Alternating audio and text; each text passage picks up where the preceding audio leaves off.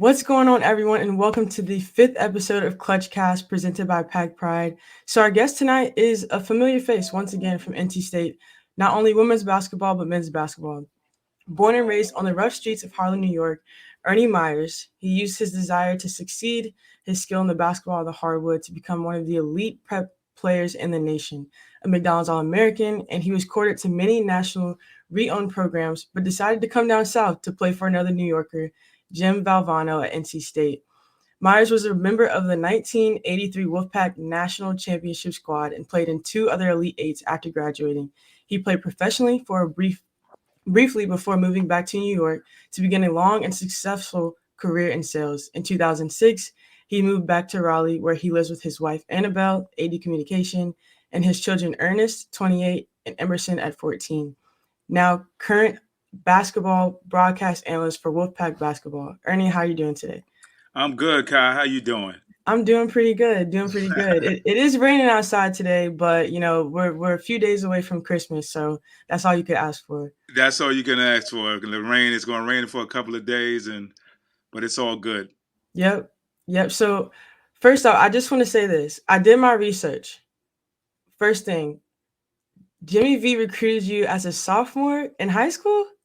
Yeah, he tried to anyway. He was at a game that I was playing in against our rivals, Rice High School, and after the game when I was a sophomore, he followed me in the locker room and was like, "In 2 years, I'm gonna be back to get you." Uh-oh. He was at Iona College then, Mm-hmm. and so I didn't even think I could play. I was just like, I had a good game or whatever. But he followed me in the locker room, and that conversation made me work a little harder. Gotcha. As a young kid, I was like, oh man, if a college coach is following me in the locker room, maybe I need to really, really work harder. And it made me Mm-hmm. kind of work harder.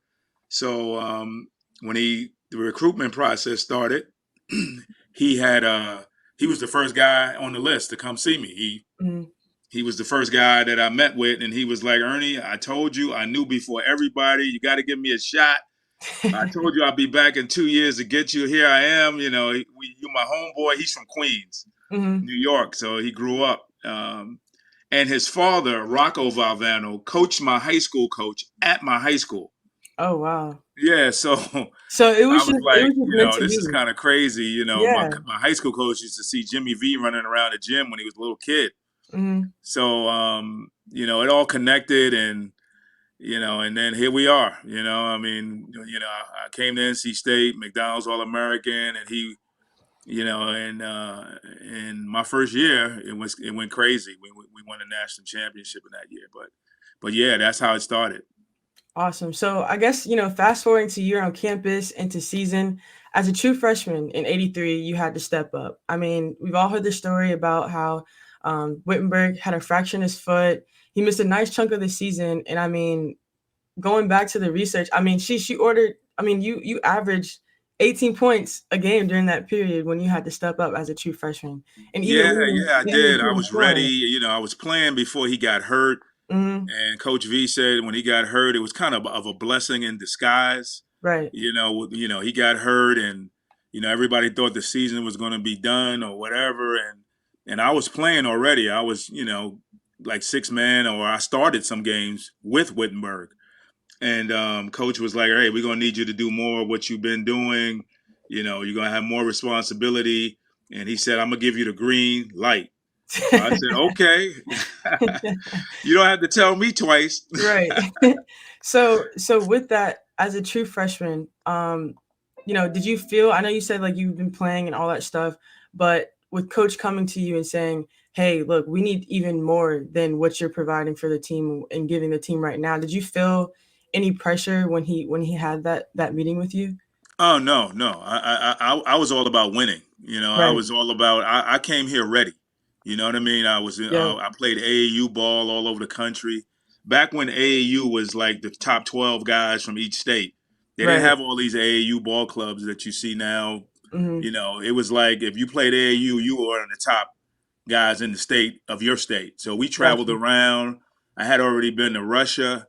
Wow. I traveled around the country playing the AAU and Utah and down in Jacksonville and national tournaments. and stuff like that. So I came to NC State kind of ready. I won 4 championships in high school in a row. Nice. So I was when he said that, I mean, I was already in gear. What I mean? I Right. just was like, okay, coach, I want to win, and I was a competitor. So, I was ready. And my mindset was like, okay, you know, I was used to starting. You know Gotcha. what I mean? Gotcha. So You're used to being the I man. never came off the Yeah. bench until I got to NC State. So I was like, and when he recruited me, he said, Ernie, if you show me you can do something, I'm gonna let you do it. So I Nice. said, okay. So I was Yeah. ready. I was amped. Gotcha. Gotcha. So, as you said, you were on the 1983 team. So, congratulations, 40th anniversary, to the Thank you. 1983 national championship team. I mean, you, Wittenberg, Lowe, Bailey, McQueen, Battle, a whole bunch of others that made, these monumental moments. I mean, they call it the Cinderella story of college basketball. Yeah. If I remember correctly, y'all lost to Maryland, and then just went on a run. Like was it 16 and 10, and then ended up 26 and 10. Like Yeah, you yeah, won yeah. 10 We games straight at the end of the season. at the end of the season, we were the only national championship team up to that point to had won it with double figure losses. So we ended up Wow. 27-10 that year. So Wow. yeah, and we were the only ACC team at that time to win the championship with an all black starting five. Wow. That's awesome. That's awesome. So to as far as games running up to the national championship, did you have to play against Michael Jordan? Oh yeah, I played against Mike. It's a funny story. I knew Mike before we even went to college at Oh, Five really? Star Basketball Camp. So we were in the camp circuit, Mm, and we were waiters at this camp, and you know we we were just kind of competitors, man. I was a junior and he was a senior, gotcha. and we would just go at it in camp all the time. We were like, and we used to snap jokes on each other. And he was from North Carolina, but he said he was born in Brooklyn. And I met his family. They came up and got. I mean, we were kind of like friends, Mhm. before. And then he went to North Carolina, Right. and they recruited me, but I was like, I'm not going there. I want to play against that guy. You know Uh-huh. what I mean? Like, that's how it was. I said, when I saw him hit the last shot, well, not the last shot, but he won the national championship with North Carolina. I was like, I can do that. And Right. and when I came down to the ACC, my freshman year, we won it. So, Right. it was kind of weird. I told him we was going to win a national championship, and we did. So it Mhm. was like a competitive thing between me and him, and we laugh about it. And because I didn't want to go to North Carolina and sit behind him, or I Right. wasn't going to do that. So I said, I'm going to NC State. We're going to win a national championship. I want to do just exactly what he did. I didn't hit the last shot, but I did average 11 points a game Yep. my freshman year on a national championship team, and he did too. Gotcha. So what was it like? I guess, now there's these debates about Michael Jordan. Is he the best or is Kobe Bryant the best? I guess then now, or I guess the time when you played basketball, when y'all were in college, how do you feel like your style of play would transform to today's style of play? Do you think it'd be, like, oh man, that's an old school type of a player, or is it like, oh, these people that would play, in 83, they would just dominate in nowadays college basketball? Well, that's a good question. We ran. I was a fast break guy. I Mhm. like getting up and down, running up. I was on the break. We Mhm. weren't just coming down because in the ACC at that time they had a 30-second clock. Right. So in the NBA they had a 24-second clock. Mhm. I think they in college basketball is a 35-second clock now. Is it 35? It went up? Or is it still 30? I'm pretty Yeah, sure it's still I think 30, it's right? 30. Yeah, I think I'm it's pretty sure 30. it's 30. But when I I would was in say 35, college, that's we had a crazy. 30-second clock. Right, yeah. And that we were the only conference to have that. Um, so that's why I was able to play the way I did Mhm. because I like going up and down. You couldn't hold the ball. Right. Dean Smith couldn't run the four corners and slow the game down, and that type Right. of thing. So yeah, I think my game would have transferred uh, to the game today. Hmm. Because they like getting up and down. We had a 3-point line, which was closer than it was like inside of the circle. You know what I mean? So it wasn't Wow. like a long distance three, but we Yeah. did have a 3-point line Hmm. in the ACC that year, and yeah, I think the guys today, some of these younger guys, they're better athletes. They jump a little higher. They might be a little quicker, but they Hmm. still play with one basketball, and the rim is still, 10 feet Right. 5 inches. So until that changes, yeah, we could definitely have balled out in this environment. Right. So you mentioned how the 3-point line was a little shorter. So Yeah. nowadays, if you're shooting a three, is that percentage still going to be as high as it was, back in '83? Well, that's true. I mean, it was closer, Hmm. but we still had guys like Terry Gannon that he shoot the ball way beyond the 3-point line. Wittenberg Hmm. used to shoot way beyond that line. I mean, Right. yeah, so yeah, that line was there, but most guys when they shot the three, it was way beyond that line. Gotcha. So y'all are the people that made them say, "Hey, we need to scoot it back just a little more." That's Yeah, why yeah, they they looked at the line progressively and just said keep that working line needs things to be out. a little bit further, Yeah. back or whatever, when we as they went on and basketball evolved into where it is right now. Yeah, but Gotcha. most guys shot way beyond that 3-point line, that if you look back at some of those games on video or whatever, um, it wasn't a foul shot, but Yeah. it was inside of like right above the key area. Uh-huh. But yeah, that's where it was back then.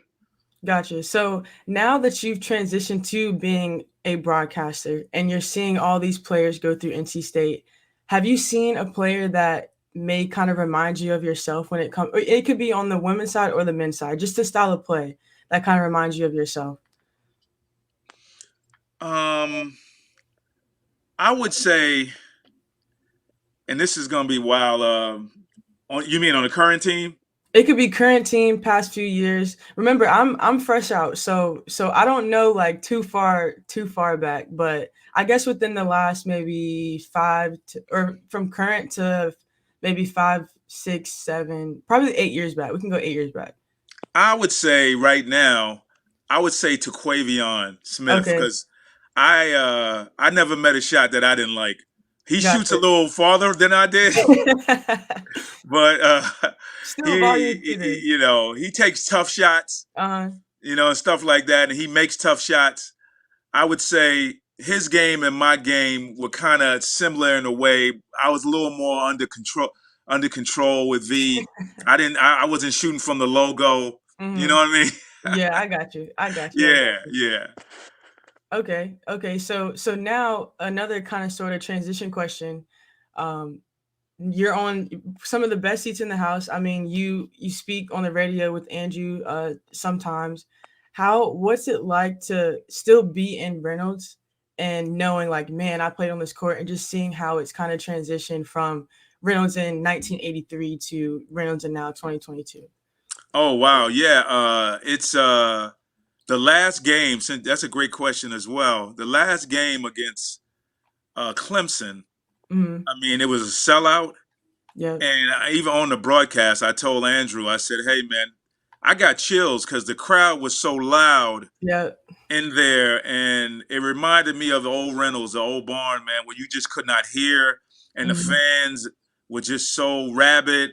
Every call, they were into the game, they were having a great time. It was, the last game truly reminded me of back in the day. So I Right. was on the broadcast saying, "Wow, this reminds me of the old Reynolds Coliseum right here, man." I mean, I was just into it, and the fact that I couldn't hear at one point during the game, and the crowd was so loud. Yeah. What your women's program has done, and Coach Westmore, because I remember, and I tell Andrew this 5 or 6 years ago. I've been doing this for 5 or 6 years. Hmm. The crowd wasn't like that. Sometimes the gym wasn't, Yeah. you know, It That's wasn't that true. crowded. It wasn't. That's true. Sometimes the gym was kind of empty. Yeah. So y'all, a credit to that recruiting class. You, Kayla Jones, uh, the Big Smile, and that crew. Uh, y'all brought the fans out, man. Y'all made women's basketball and Reynolds Coliseum or in this area, man, a popular place to be. They appreciate the fans appreciate winners, Mhm. and a testament to your hard work and your teammates' hard work that Reynolds Coliseum is rocking again. Yeah, yeah, and I mean, also kudos to the fans too for rocking with us. I mean, Coach Moore even brought this up, and I mean, I noticed it too. A few of us noticed it. How after we played, um, right before we got the regular season trophy, nobody left. Saying I got to get to the parking lot, get in my car, trying to beat traffic. Everyone stayed in their seats until we received that trophy, which was Yeah, just like a it was just like, man, they really it's not they're just not here to, watch us play basketball for like entertainment. They're here because they're truly invested in what we've done these past few years, for the women's program. So that was yeah, really yeah, good. yeah. That Y'all a was legacy. awesome. Yeah, y'all group. Y'all got 3 rings, man. I mean, Yeah. that is a legacy, man. You can always come back and just like me with this 40th anniversary of the 83 team. Hmm. You guys have cemented yourselves as you've done something that no other sport has that I know of. Team sport has done in the past 40 years. Wow. Yeah. That. Yeah. Yeah. When you say that, it's just like whoa, like Yeah, yeah, yeah, but yeah, yeah. wow. That's the broadcaster coming out right Yeah. now. I'm hitting you with that.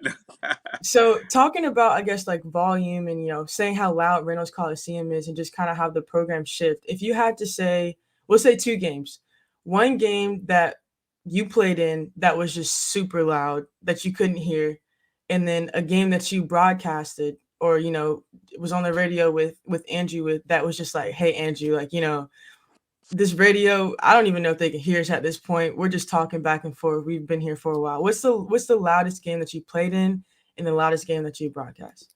Oh, when we played Carolina my freshman year and we Mhm. beat them, Coach V had never beat Dean Smith, but Wow. up until that point, Uh-huh. it was so loud in there. They ran on the court. They tore the rim down. I mean, fans were all over the court. I mean, it was just crazy.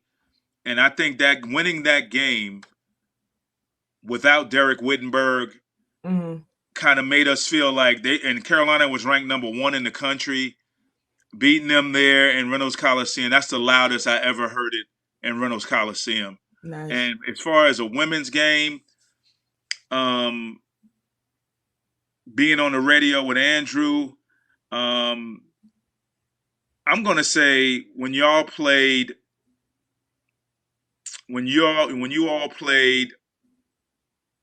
and this is a weird game, and you lost the game Oh man. against Georgia Tech. Oh yeah. I think that's when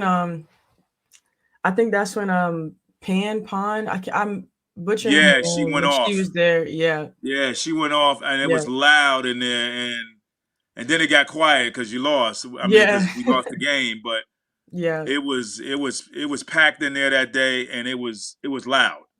Yeah. Yeah, so ACC play, I'll never forget. I was walking around. I think we had already gotten the nets down, and I ended up running into you and Andrew, and you're like, "Hey, Kai, let's get on the radio real quick." And I was just like almost shaking. I was so excited, adrenaline still running. How was it, sitting there watching us win, the first ACC championship, and it's like, oh man, wow, they did it. It's been so long. And it's like the second ACC championship and it's wow, they did it again, and it's like third ACC championship. Did you kind of see that? Was it like oh, they're gonna do it again, oh, they're gonna do it again, or was it like you were still kind of feeling, they still gotta play, they Yeah, still yeah, gotta do yeah. that I good. mean, nothing is a given, Right, right. but we felt strongly that your team had all of the pieces. You're a veteran ball club. Mhm. That third quarter, the third quarter, if y'all were hanging out, um, it would be a 3-point barrage in the third quarter. I remember that Duke game at Duke Oh yeah, last year, your last year, when our fans were louder than their fans. yeah, Our fans traveled to Duke, and it was like our gym. yeah. It was honestly more red there than there were, Duke Duke fans, fans. exactly. And that's the same as at UNC this past year when we had to sweep UNC, but Yeah, yeah, yeah, at exactly. UNC, So we were like, we knew that you can do it, and we wanted you to do it because it makes, Andrew's a, NC State grad, and we yeah, broadcasters, but we lean towards our team. We make sure we kicking it for our team. But after the first one, we were like, that was the ice, that was the beginning. The second one was like, yeah, they're great. The third one was like legacy, man. Like, yeah, I got a chance to go up and cut the nets down with Andrew, and yeah, it was just a party on the court in Greensboro, man. It was just like, wow, and you know, the way it happened, and the second one was more exciting with the Reina Perez knocking down the shot, and and getting it to the next game. mhm, It was drama. You know what I mean? right, So it yeah, made the broadcast better, and but the third one was like, hey, we were on a roll. Y'all right, guys were on a roll. Y'all were the second ranked team in the country, I think, at that time, and y'all guys were just a dominant ball club. I mean, y'all ran through the ACC. Y'all were your regular season champs. So it was more expected on the third one, like yeah, the way y'all were rolling through the ACC, and y'all had everybody was coming at you. But yeah. yeah, I think the third one was the one we kind of like. Yeah, this is going to cement their legacy as one of the great women's ball clubs in the history of the ACC. So thank you for that. That was great, heartwarming. But yeah, seeing y'all cut down the nets, I will say it was almost like it's not just us on the team. There's Right. because y'all go to the practices, y'all at the shoot arounds. So just seeing y'all cut down the net, it was just like NC State is just not just about the players. It's about the support and all that stuff. Hey So man, I it's have it's a family, man, and right, that's how I right. felt. I hadn't cut down the nets in 39 years at that point. I didn't, I climbed the ladder. I just felt a part of the program, and Right. I always loved the women's game. Even Mhm. when I was in school, Debbie Antonelli, we came into school together. Oh, We the okay. same recruiting class, and there was a women's team. We followed. They practiced in Reynolds right after us, so we knew all the women on. I knew Coach K Yao. We were Mhm. friends. Yep. She introduced me to my wife. Awesome. And when Sidney Lowe was the head coach here, Yep. so I mean, I was I knew Linda Page. Okay. She's one of the all-time leading scorers in the history of NC State women's basketball. We Yep. were friends, and I used to go to all the women's games. And so I was, even back then, you know, um, I love watching the women's game, and it Mhm. has just evolved. The women have become more athletic, like yourself. I used to think Kai Crutchfield is really athletic. She can run the court. I mean, you were a two-way player, and you can knock down the three. Mhm. And then all the, and Kiera Leslie was a great two-way player as well. She can guard and then come Yep. down on the other end and score. Mhm. So the athleticism and that you see now with Sanaya Rivers, she can get up and down and she's long and athletic. And it's just a great game to watch. Yep. Yep. So kind of jumping back, you're talking about the ACC. So it's kind of like a two-way question. It can go this way, it can go this way. Okay. You've seen a lot of transfers everywhere, whether it's, basketball, football, baseball, all sports have a lot of transfers. From the transfers that you've seen so far, what can you feel? How do you feel the ACC is going to go, like, turn out when it comes to, we start ACC play now. Um, with all these transfers, you have people transferring within the ACC. Yeah, I think that's I'm not one with the transfer portal. You know Mm, what I mean? I think that's going to ruin the game. I mean, there's players who played on another team last year. They, even on our team. I mean, with River Baldwin. You Mhm. know, she played for Florida State. Now she's going to go down to Florida State and play against her old team. You Right. know, it's just kind of weird, you know, because we Mhm. didn't transfer like that back in the day. And Yeah. they had rules that if you transferred, you couldn't transfer to another school in the conference. Mhm. So I just think, you know, the transfer portal, you know, I don't think it's good for the game. You know what I Gotcha. mean? Because Yeah. I've seen girls play for three different colleges. Yeah. You know, I mean, we have a girl on our team right now. Mimi Collins, who went to Tennessee, went to Mhm. Maryland, and now she's here at NC State. Yep. You know, so it's a weird dynamic. I mean, it's the environment that we're in, but hey, and I think it hurts the high school game. Yep. You know, because a lot of these coaches will go for a player they know that is proven, Mhm. as opposed to trying to develop a young player coming in Right. as a freshman. You say, hey, I can go and get this woman from Kansas State who played 3 years and she averaged 15 points Mhm.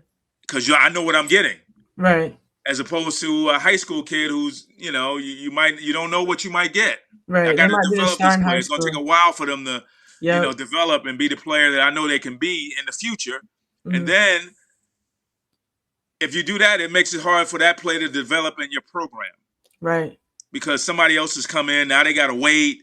Now that person might that freshman might want to transfer to another school. Yeah, I mean Yeah. it's just a crazy dynamic. Right. To add a little fuel to your fire, I see you got kind of enthused about that question. Adding on to that NIL, I mean, what are your thoughts on NIL? I mean, back then it was just we're just going to play basketball. We're gonna have some fans, and then that's what it is. But now the question is when a kid comes in, hey, how much money are you gonna give me to play basketball? And I'm kind Yeah, of yeah, that's more like yeah, the transfer portal is like free agency in the NBA mhm, or yeah, any other sport, but you add that money component, and I think that's going to hurt the game as well because with that it kind of brings jealousy, you know, envy. One player is making more money than another player, and then you're not mhm, focused on the game. You're worrying about we didn't have to worry about money, yep, and working and you got to get an accountant, you got to pay yep, taxes, you got a lot of stuff you got to worry about with the uh, NIL when your money's coming in. You worrying about, hey, I'm selling, am I selling enough T-shirts? You know what yeah, I mean? yeah, When you're not, you got to put our focus was just the game. hmm We didn't have to worry about, are we making enough money, or is this guy on the team making more, or it's already competitive. uh-huh, Even on your own team, you're right, competitive with who you're trying to, somebody's trying to take your spot, or you want to be in the rotation or whatever. So you're playing hard and then have to worry about money and all that. I think it's going to hurt the game. right, Now, so get me wrong, I'm happy players are getting paid, right, but it's just turned into where's the love of the game? right, right, especially when it's like, you wanna so when I came in, I didn't know there was no such thing as NIL. It only Right. started my last year.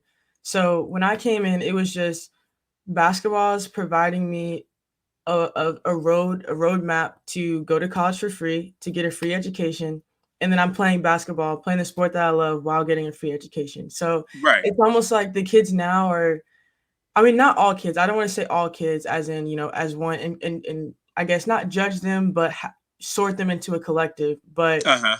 just saying, that's a question now when it comes to recruiting.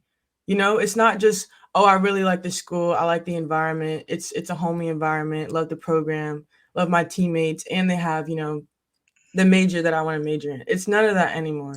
No, So no, it's how much money can I right. get from the school for transferring into it, and that's a big component of it. Mhm. Even in the recruiting process, it's like, and this is in the men's game as well. I mean, it's become, you hear over at Carolina, Amando Baycock came back Mhm. for $450,000. Right. Is it the love of the game or is it the money? Right. You know what I mean? Yeah. He made a statement where he said he'd die for Carolina. You Mhm. know what I mean? I was like, okay, would you have died if they didn't give you $450,000? Yeah. You know what I mean? I mean, I'm Yeah. just saying.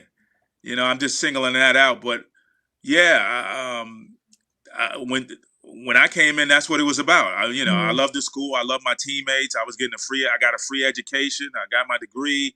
And you make whatever you can make after that. Right. But yeah, that's a and if you don't, and if your school doesn't have a strong NIL program, they're gonna lose out. Yeah. If you're if your school is not really supportive in the NIL situation, your team is gonna lose out. Right. So speaking on like the competitive nature when it comes to NIL and all this stuff, I mean, scratch NIL, I guess, because like when you were playing, that didn't exist. But when it comes to if you were in the situation now, I guess this is what I'm asking. If you're in the situation now in NIL, would you still would it still have been a no brainer to come to NC State for you? That's a hard question to ask. I mean, the answer. I'm sorry, but So I guess I I loved guess NC State. I to mean, be I came. Coach V was a big yeah. factor in me coming here. Mm, And when I visited it, when I visited here at NC State, I had a great time, right. and I got along with the players, and it was Mm, fun, and you know, and it was something I didn't have to think about. right. You know what I mean? So to Same here. try to put my mindset back to when I came in, if they would, if it would have been all about money, Mm, nah, it was about the love of the game right. and the environment, and you know, it was college basketball at its purest form. Right. Back then it was like 8 teams in the ACC. You played them twice, and so I couldn't I couldn't honestly answer that question Gotcha. because I came here for the love of the game, for the love of the school, Mm, and and an opportunity to play and get a right. free education, like you were saying. Right. That's and honestly, so I've probably told this story to a few people, but um it was after a AAU tournament. We were in I think Augusta or Atlanta, Georgia. Uh We huh. were about to leave, we were about to drive back, and we went to Denny's. Me and my family sitting at Denny's. Uh huh. So they start naming off all these schools, like top, Power Five schools, and they're like, "Would you go here?" And I'm just like, They're like, "Would you go here?" And I'm just like, "Not really." And they were like, "What about NC State?" And I was like, "Yep." And I think I was a freshman when we had this conversation because State offered me in eighth grade. So I think I was a freshman when we had this conversation. It was the summer of freshman circuit. And I was like, no, I was like NC State. And they were like, really? And I was like, yeah. And they said, why? And I said, because I know all the players, I get along with all the players, similar to what you said. It's an at home environment. And I mean, I've said this multiple times. NC State was truly invested in me as a player. Like after the games, they would call me and say, hey, we want to see you do this more. Or hey, you did good with this. Keep building on it. But with other schools, it was almost like an interest, like oh, we'll see what she does next. But she has, the potential. People throw that potential word around Potential thing, right? so loosely. So I was like, NC State feels like home. Then I'm a big family person, so I was like, I'm gonna stay close to home. I used to have, you saw my family. We went to Oh Hawaii, yeah, Bahamas. absolutely. You have a great Having family. Your mom, your yeah, dad. having 10 players. I mean, Yeah. 10 family members at just about every game, even more. So going off of, building off of what you were saying, I completely agree with that. With the whole family aspect and coming to NC State. So Yeah, yeah, it really was like that. Sidney Lowe and Derek Wittenberg and mhm, Lorenzo Charles. When I came on my visit, it was like they were so accepting, and yeah, and even when I got here, the seniors hung out with the freshmen. It wasn't no hierarchy, and right. we got along so well, man. We just loved each other, and you need that to move forward and to win. You Yep. know what I mean? There were no egos. Like I mean, everybody wanted to play, Mhm, but everybody accepted their roles. And there was no locker room attitudes or yep. we just when we lost, we all cried, and when we won, we all had a good time. Mhm, yep. Yep. So So now that you're at NC State, and I mean you just mentioned Wittenberg. Was it like seeing like y'all being in the same area? I mean, being in Reynolds together. 40 years ago, y'all were just cutting down a net, and now y'all are in the same environment watching the women's team play. Oh yeah, he works at NC State, and my Hmm. wife is the head of communications for the athletic department. Hmm. So, I see him, and I still have teammates that live Cozell McQueen. I see him all the time, and Alvin Battle, and guys who still live here in North Carolina, George McClain. So we all still, we have a team chat where Hmm. we all, when women win or the men win, we comment, Yeah. and still are good friends with each other. And we did that 30 for 30, that oh, we did that 30 for 30 that excuse me that 30 for 30 we did Hmm. survive in advance that they Yeah. still play around Jimmy V week in college basketball. So it's just it's a blessing that we're still here.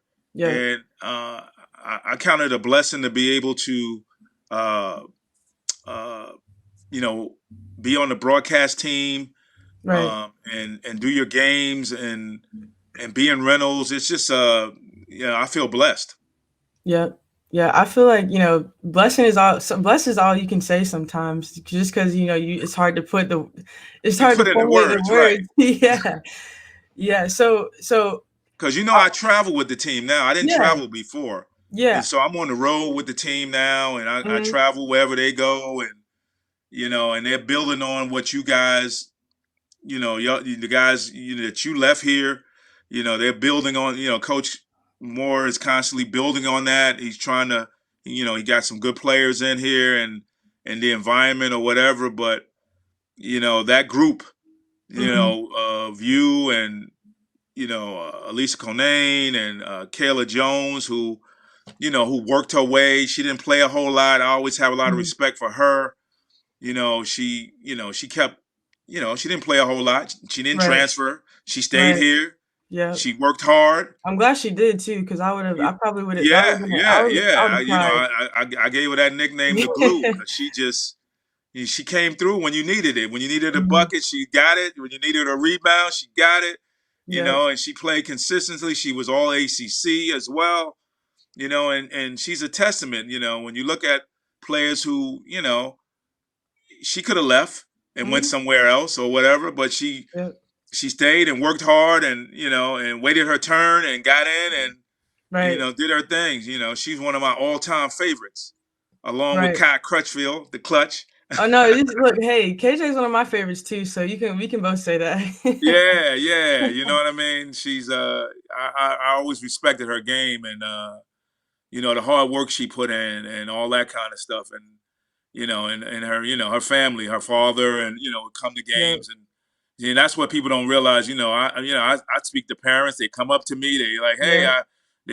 I always try to accentuate the positives of the players on the team, because I know sometimes when Hmm. I was a player, I would go back and listen to what the announcers said about me, or Yeah. how they felt I was doing in the game or whatever. Yeah. And I try to make it fun for people when they're Hmm. listening. And, and I'm always, I bleed red. So I'm always Yeah. hype my people up. Yeah. Yeah. I got you. So I guess staying on the talking about me and KJ, what was it like? I mean, were we the first class that you saw stick it out to thick and thin from freshman year all the way up to, I guess, our grad year?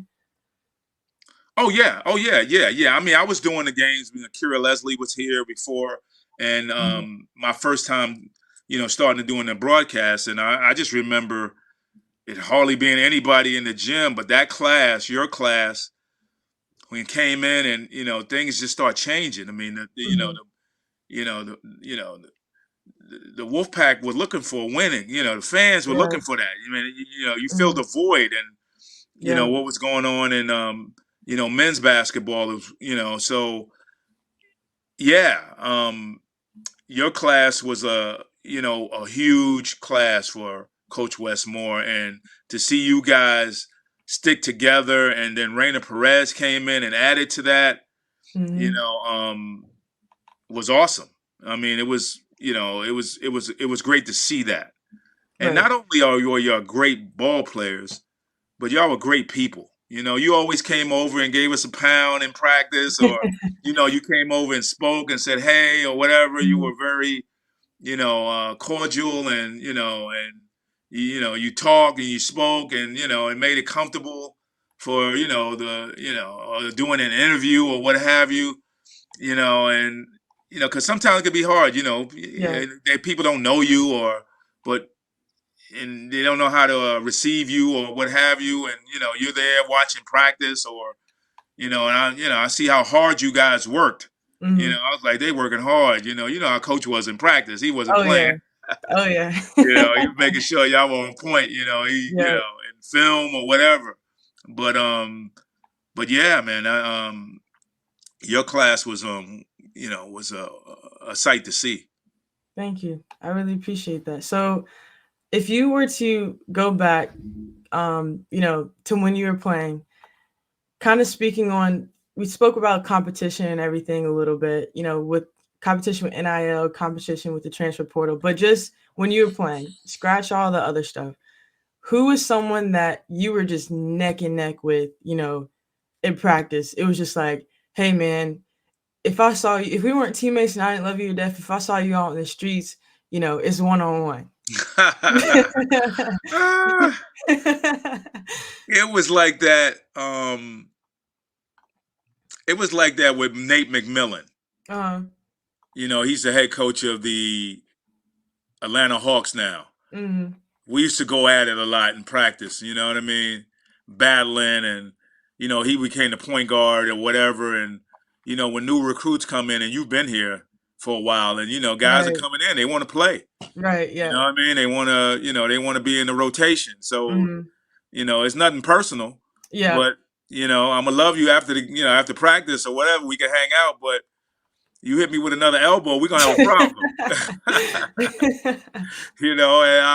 And I'm from New York, so yeah, I'm from the hood. I'm from, we come for the neck, man. We yeah, don't back down to nobody. Up in New right, York, we think we could go anywhere and play anywhere or whatever. uh-huh, We come from the mecca of basketball. That's what we mm, thought, back then. yeah, So you have that attitude, you have that chip on your shoulder. You know what I mean? So it's right. like, hey, man, I'm gonna bring it every time in practice, in the games, or whatever with teammates. Hey, It was just you like, didn't. hey, What's different now is when players are injured, they sit out for a while. Back then, you were injured.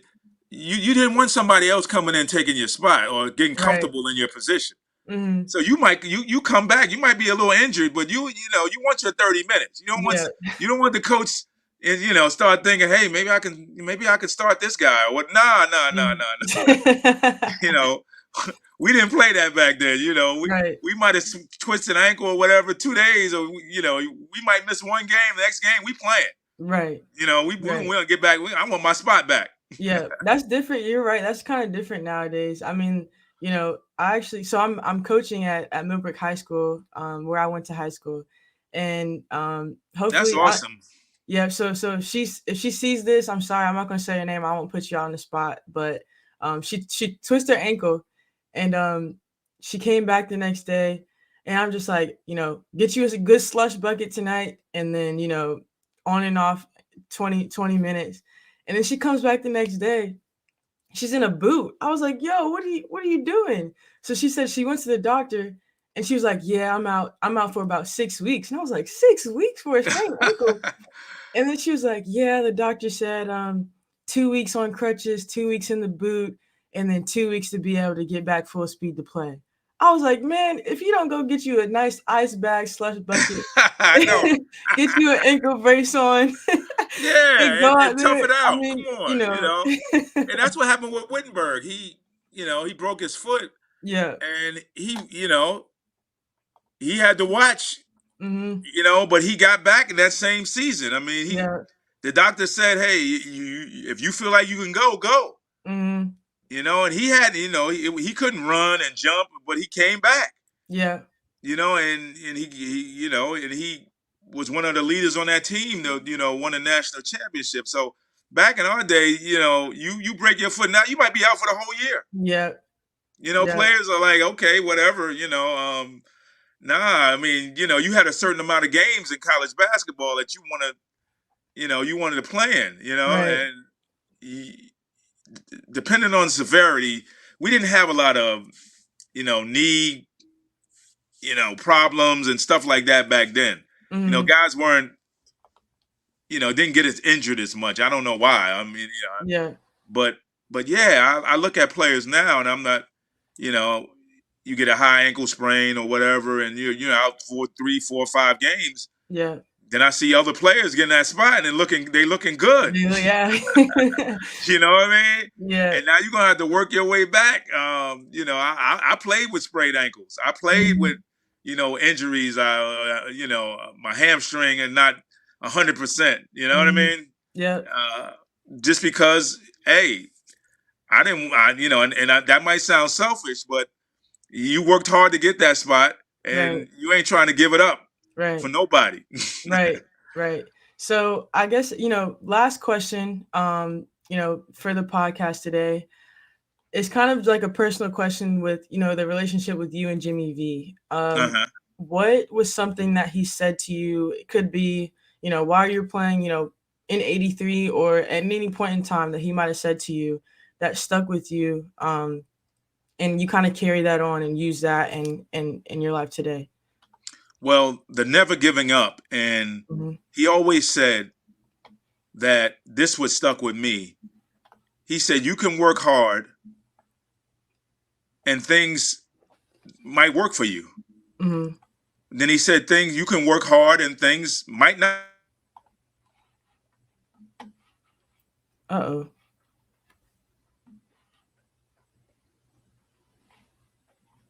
Ernie, I think we lost you. Oh, there we So go.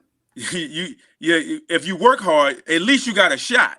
Wait, I'm sorry, Ernie. You kind of cut out a little bit. I heard Okay. the work hard, things might not work for you. Can you repeat what you said again? I'm sorry. Yeah, Coach V used to say and he said sometimes stuff going one ear and out the other with players. But what stuck with me was he was like, hey, if you don't work hard, you don't have a shot at all.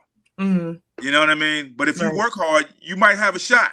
Right. Things might work out, and you might work hard, and it might work out. But I can guarantee you, if you don't work hard, it Right. ain't gonna work out for you. Yeah. And you think it's Period. like, common sense and makes sense, but Yeah.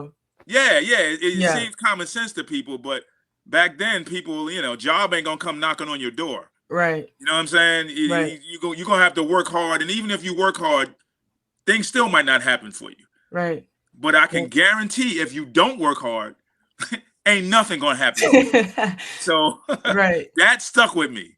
Gotcha. Gotcha. And I mean, hey, I see you've been working hard. I didn't see, in high school he said, I'm gonna come back, see what you're doing. I can tell that you've been working hard ever since, especially now, um, helping the team, leading the team get to a national championship in 83. And now you back home, broadcasting for the women's team. So I appreciate everything that you have done for, I mean, NC State. You could be as specific as the program, but just NC State as a whole, it doesn't go unnoticed. So thank you. I appreciate it, Kai, and thank you for having me. And much success in your podcast and Thank your you. coaching and and all that kind of stuff. I really appreciate it. Yes, sir. So thank you, everyone. Just a big thank you for tuning in into the fifth episode of Clutch Cast with Ernie Myers, the 1983 national champion, along with a few others. Super monumental, but everyone have a Merry Christmas and Happy Holidays. All right. Have a Merry Christmas. Bye.